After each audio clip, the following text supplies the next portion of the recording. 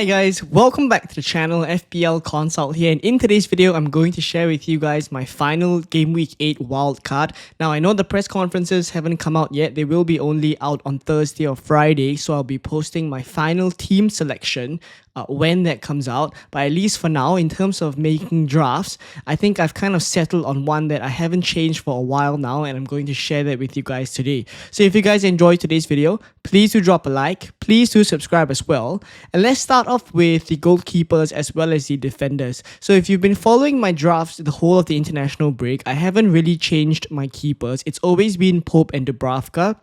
Pope, I do think like he's more worth the 5.1 million that I'm spending on him as compared to the 5.8 that I'd be spending if I had gone with David Raya instead. So lots of cost saving there, and I'm choosing to still go for double Arsenal defense, but that would be in my defenders, and we'll speak about them in a bit. So as for Dubravka, he plays Leeds in Game Week 8. He would likely be on the bench for my team this week. I still kind of prefer Pope a little bit to Dubravka, but in Game Week 9, when I plan to bench boost, he will have Wolves away, and that's when I think having him as a 4.0 million keeper with a little bit of a chance to get a clean sheet is worth going for. Now, in terms of the defenders in the starting 11, I have double Arsenal defense. That is still my preference over double Arsenal attack. I know there are a couple of drafts circulating out there where you have someone like a Gabriel in defense, one defender, and then in midfield, you have like a Saka as well as Eze combination where you go for double attack. I still think like I prefer Timber over Eze as the third Arsenal asset,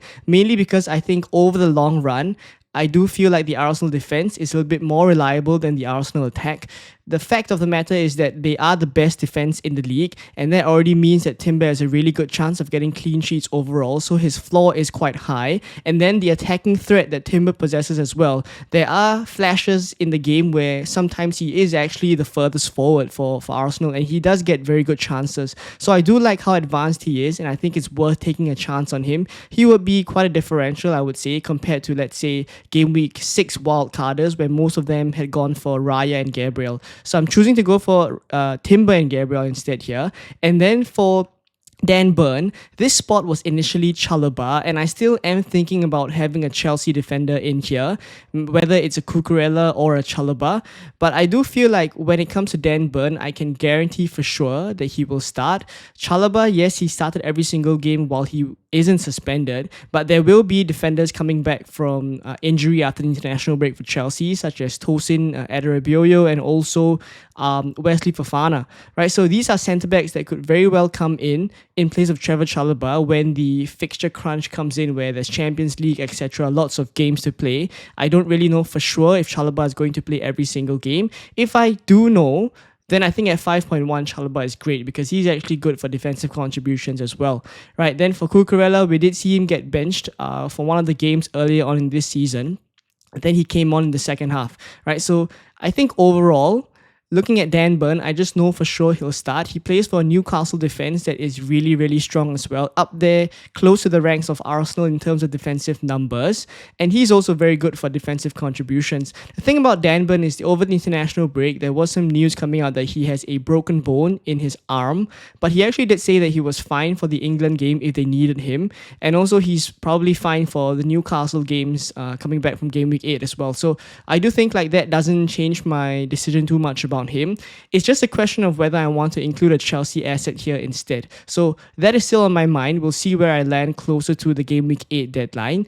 As for the two defenders on the bench, it's Senesi as well as Rodon. Senesi has Crystal Palace away. I'm leaving him on the bench likely, but from Game Week 12 onwards, Bournemouth's fixtures start to look very, very good, and that's when I think I will want Senesi. So I think I save a transfer by going for him here, even though I know shorter term from Game Week 8 to Game Week 12, Bournemouth's fixtures from a defensive standpoint is not super ideal. But yeah, that's the thinking with him, saving a transfer. As a Rodon, 4.0 million bench fodder. He plays West Ham in Game Week 9. Also along the lines of me wanting to bench boost in Game Week 9, he is a player that I think could firstly potentially get a set piece goal against West Ham from headers, for example, or he's also very good for defensive contributions. So we'll see what happens. There's also something in my mind right now thinking whether I should start Rodon, who plays Burnley, instead of Dan Burn. So I don't go for double Newcastle defense this week in Game Week 8. I drop Danburn down to the bench so that I don't play Brighton away, which is not technically a super easy game, right, for Newcastle. I don't have two Newcastle defenders there. I put Rodon in instead. So that's what's on my mind. But at least in terms of overall defensive structure, this is likely what I'm looking at for my goalkeepers and defenders. Let me know what you think in the comments down below. And let's have a look now at my midfield. So in midfield, it's still a relatively template midfield with Ismail Assar, Bukayo Saka, and Antoine Semenyo.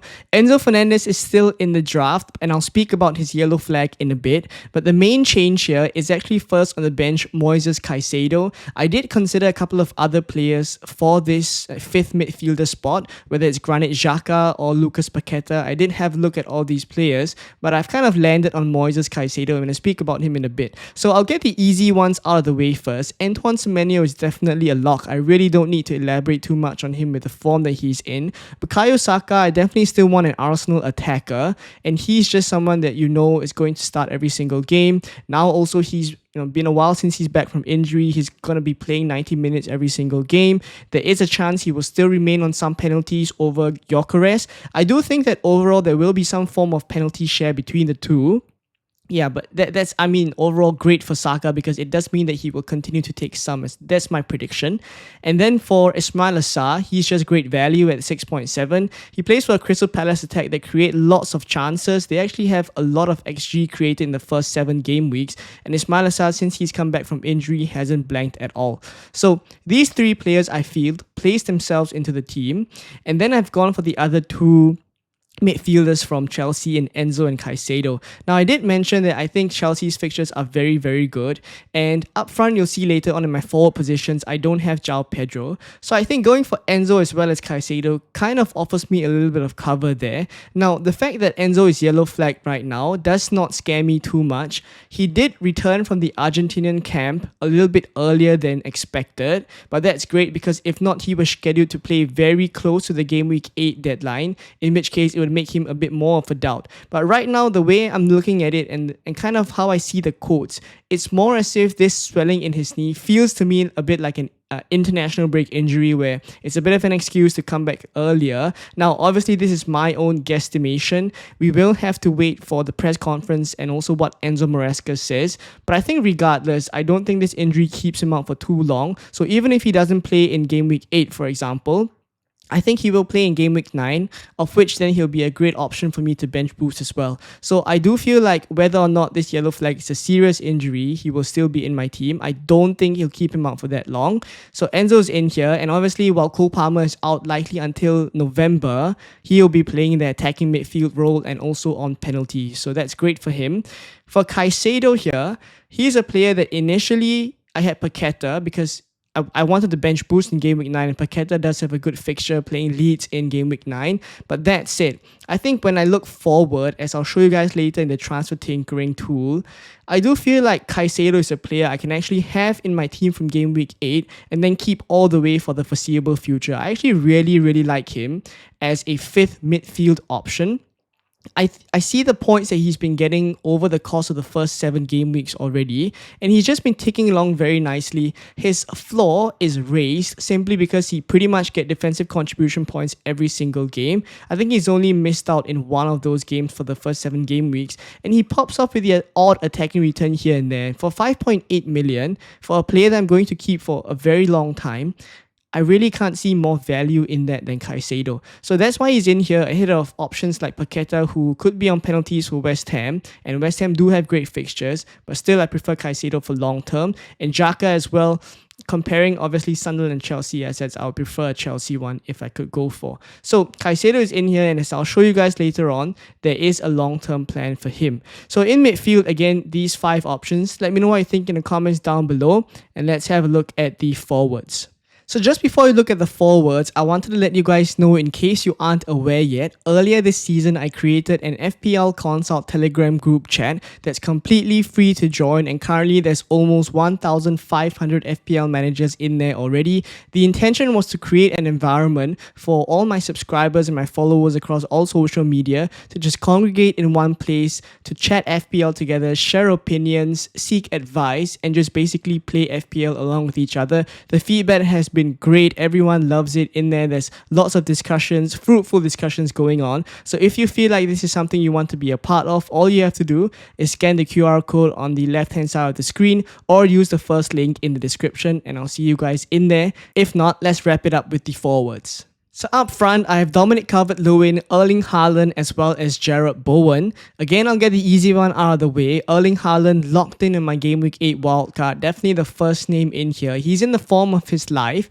and he actually had quite an interesting international break where he missed a penalty in the first friendly and then also went on to score a hat-trick in that same game. So it's classic Erling Haaland. And then he obviously didn't play in the second game. He came back early to the Man City camp. He will be fresh for the Everton game in Game Week 8, and he's going to be my captain as well. So it's alongside him, Calvert-Lewin and Bowen, that I want to spend a bit more time on. So for Jarrod Bowen, at that price point, 7.7 million, I could definitely have gone for someone like João Pedro here, and it is still something I'm thinking about. But João Pedro right now isn't playing very well. Granted that the past few games, it's against slightly tougher opposition, or they were down to 10 men.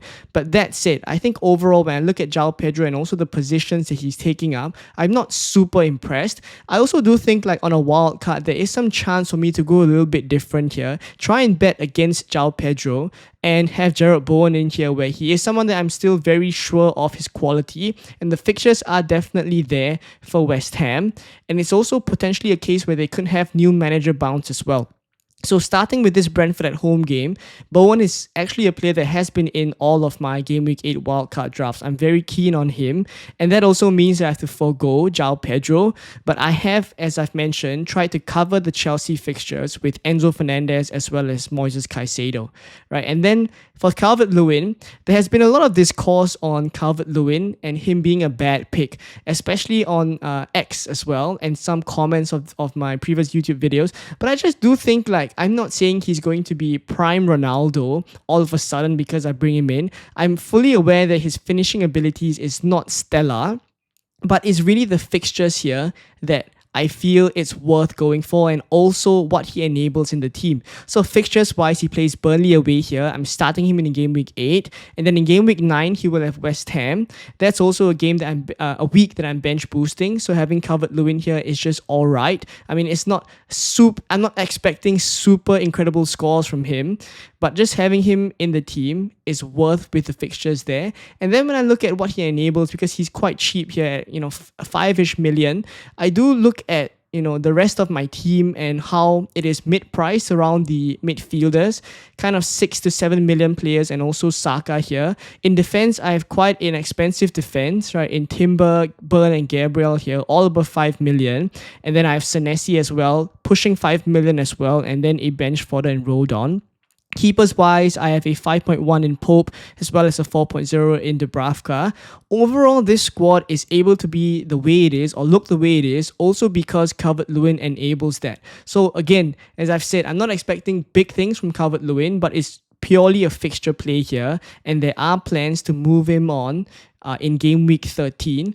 And even from now, Game Week 8 to Game Week 12, where he would likely still be in the team, it's not necessary you have to play him every single week. You see Caicedo there is first on the bench, and I could very well play Caicedo from, for example, Game Week 10 onwards ahead of the Calvert-Lewin, right? So it is something that I do have plans for, not to start Calvert-Lewin every single week, but only when he has good fixtures. And let's now have a look at the tinkering tool to show you guys my plans all the way till Game Week 13, where I have planned out 5 transfers to move this team to something that would be able to navigate the next fixture swing come Game Week 13. So this is my team on the FPL.team transfer planner, exactly as shown in the graphic just now.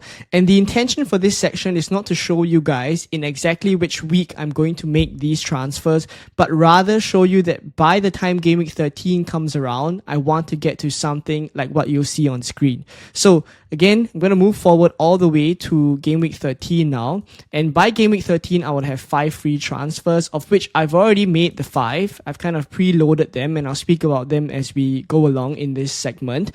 But I will have, as you see, 0.1 million left in the bank based off of the current calculations. But actually, when I load this current squad into my own team, because I've been able to catch the price rises for a couple of my players from my Gameweek 8 wildcard draft, I actually am able to comfortably get to this squad with about 0.5 to 0.6 million in the bank actually. So I've managed to make a bit more value during this international break by activating the wildcard. Now, to speak about the exact 5 transfers that I've kind of made to get to this squad, the first transfer that I'll speak about is the first type of transfers that I'll speak about are the defensive transfers. So I've taken Burn and Timber out, and I've gone for Richards as well as Virgil van Dijk. Now, as I said at the start of the video, I did have Burn as well as Pope, but I always had at the back of my mind whether I should go for a Chelsea defender instead. That is still the case, but either ways, whether I go for a Chelsea or a Newcastle defender, I'm pretty sure that by the time Game Week 13 comes around, I would want to move on to someone like a Richards, because this is when I think I'm happy enough to start to have Crystal Palace defenders again for this type of a run, right? So it also frees up a bit of money because Burn is 5.1 and Richards is 4.5. It frees up a bit of money to afford the other moves that I'll speak about as well. So the next one is Urin Timber to Virgil van Dijk. Now, the thing with Liverpool is that from Game Week 13, they start to go on an insane run. And as you guys can see on screen right now, it's pretty much all green. It's only Game Week 16 and Game Week 17 that's grey, but really such good fixtures that I think having Virgil van Dijk in here is very important. And Timber being at about 5.8, 5.9 makes it slightly easier to just move to Virgil van Dijk easily. So that's again a move that I've penciled in for Game Week 13. And then when you look at Jarrod Bowen here, this is when, come Game Week 13, they start to go on a poor fixture run, or at least the next few fixtures don't look as good as now when we're buying him in Game Week 8. So dropping him all the way down to a bench for the 4.3 million OB from United.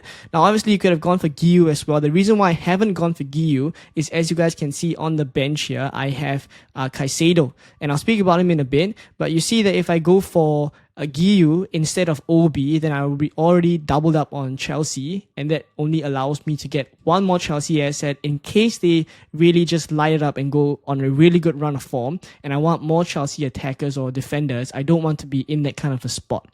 So OB here from United as a kind of a downgrade so that I have more funds, and the intention is to upgrade Calvert-Lewin, as I mentioned just now, to sell him come Game Week 13 to Alexander Isak. Again, this is a play on the Liverpool fixtures, and Isak is actually at 10.6 million. I don't imagine that he will rise that much in price by the time Game Week 13 comes around. And when it's between Alexander Isak and Mo Salah, right now I think I prefer Isak a little bit more. If, for example, Salah goes on a really good run of form and turns his form around for this season, then I will have to think of contingency plans. But at least for the time being, I'm happy enough to factor in a way to get to Alexander Isak as the only Liverpool attacker. Now, obviously, there are other options. If I can't afford Salah, I could go for Gakpo at about 7.5 million. That's also something I think about come Game Week 13. If I need to adapt my plans a little bit, that's where I can go. And then Enzo to Reinders here, because I don't have to be doubled up on Chelsea for that long. I think having Caicedo in here, as I've mentioned, so this is the time where I kind of want to talk a bit about Caicedo. Having him in here for 5.8 million, Game Week 13 he'll be on the bench.